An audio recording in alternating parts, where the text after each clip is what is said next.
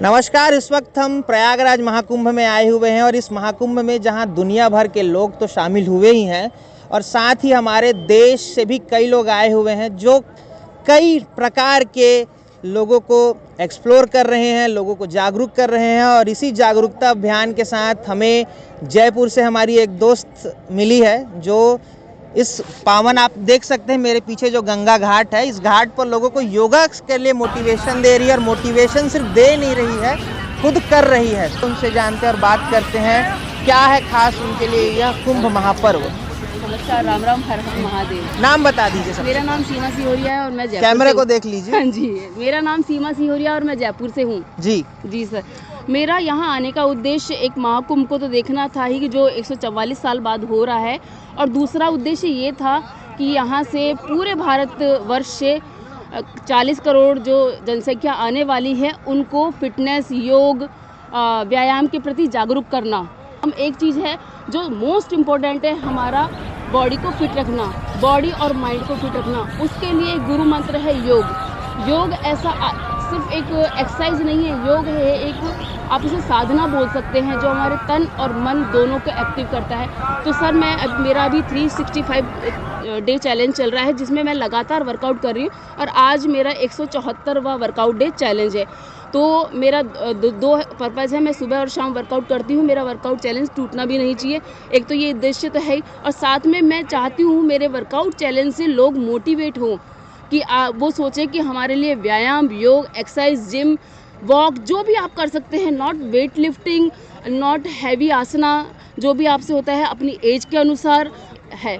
तो मेरा sir motive यही है कि लोग जागरूक हों, और मैं इस कैमरे के माध्यम से, इस सोशल मीडिया और यूट्यूब चैनल के माध्यम से सिर्फ ये रिक्वेस्ट करना चाहती हूँ, जो कुंभ में आए हैं और जो कुंभ में नहीं आए हैं, टीवी में जो मेरा वीडियो देख रहे हैं, प्लीज़ आप लोगों से सिर्फ एक रिक्वेस्ट है कि आप अपने हेल्थ के बारे में पहले सोचिए, क्योंकि आपसे ज़्यादा आपका भला कोई नहीं सोच सकता, और ये सत्य है। अगर बीमार और रोगी बनते हैं तो वो हमारे डिफ़ॉल्ट है। आज 20-20 साल के लड़कों को, लड़कियों को हार्ट अटैक आ रहा है, घुटनों में दर्द हो रहा है, किस लिए? ये हमारी कमी है। और योग, एक्सरसाइज, व्यायाम के साथ साथ हम हमारी डाइट का भी ध्यान रखें। जी सर। तो कितने दिन से हैं आप इस महाकुंभ में? मैं 8 तारीख को यहाँ आ गई थी। और कब तक रहेंगी? मेरा 17 को जाना है, क्योंकि ऑफिस है, छुट्टी नहीं मिलेगी ऑफिस से। अच्छा, मैं बता दूं कि ये आर्चरी की प्लेयर भी है और कई बार ये आर्चरी खेलने के लिए पूरे देश भर घूम चुकी है।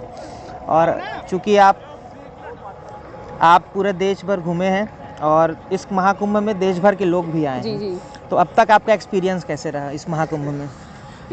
मैं बताती हूँ आपको, ये मेरे जीवन का एक अद्भुत अनुभव है सर। मैं मतलब कभी इतनी लोगों को मैंने नहीं देखा एक साथ।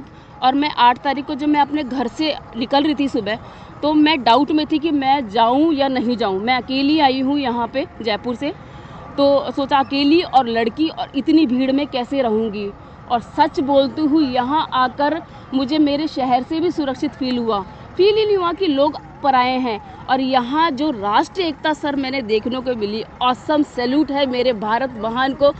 तो आप लोगों को जो मोटिवेशन दे रही हैं योगा करने के लिए, जी। मैं देख रहा हूँ काफ़ी ज़्यादा ठंड है जी। और पीछे गंगा घाट है, तो गंगा घाट बिल्कुल खाली नज़र आ रहा है, कोई स्नान करते भी नज़र नहीं आ रहा, इतनी ठंड है। जी। और इस ठंड में आप बिना स्वेटर के पूरा एकदम, जैसा योगा का जो तरीका कहा जाता है कि ढीले कपड़े, पतले कपड़े पहनकर फिट योगा करते हैं, और आप बिल्कुल इस खुले मैदान में योगा कर रही हैं। जी। ज़रा सा भी ठंड का एहसास हो रहा है कि नहीं हो रहा है? नहीं, ठंड का एहसास नहीं हो रहा, इसलिए तो बोलती हूँ योग करिए, एक्सरसाइज करिए। आप निकलिए, आप यहाँ मेरा एग्जांपल मत दीजिए। आप यहाँ कुंभ में आए हैं, नागा साधुओं को देखिए, अन्य साधु को देखिए। नागा साधु के अलावा और वो भगवा वस्त्र सिर्फ पतला सा, इससे भी बहुत पतला वस्त्र है, उनसे सीखिए, क्योंकि वो उनकी तपस्या है। तो एक्सरसाइज हम उनकी तरह तपस्या नहीं कर सकते, क्योंकि हम गृहस्थ जीवन में हैं। तो हम वहाँ रहकर, घर पर रहकर 1 से 1.5 घंटा हम हमारे व्यायाम को, योग को, एक्सरसाइज को, जिम को, जो भी आप अच्छा लगे वो कर सकते हैं। तो फिटनेस यही है कि आप अपना डेली रूटीन का काम कर पाएँ, थोड़ा दूर चल पाएँ, थोड़ा वजन उठा पाएँ, अपनी गर्लफ्रेंड वाइफ को उठा। समझ सकता हूँ मैं, अभी वाइफ से ज़्यादा लोगों को वाईफाई की ज़रूरत पड़ती है। तो आप लोगों को मोटिवेशन कैसे दे रही है? सबसे पहले ये बताइए, हाँ जी लोगों सर। को आप खुद अपने साथ योगा करा रही कि सिर्फ बोल रही कि योगा करो? जी सर, मैं सुबह यहाँ आ जाती हूँ लगभग 6 बजे के आसपास। मैं अपना रूटीन 1 डेढ़ घंटा पहले आसन और प्राणायाम करती हूँ और उसके बाद जैसे कि मेरे पास जो लोग आते हैं उन्हें मैं समझाती हूँ। हालांकि मैं वीडियो नहीं बना पा रही हूँ उनके, मगर जो आते हैं तो मैंने थोड़ा सा मोटिवेट करती हूँ कि आप भी थोड़ा योग प्राणायाम कीजिए, एक्सरसाइज कीजिए, जो भी आपसे बन पड़ता है। तो ऐसी बात नहीं है लोग मोटिवेट नहीं हो रहे, लोग खुद आके बात कर रहे हैं मुझसे, जैसे कि आप आए और मेरे से सवाल पूछा। Thank you sir.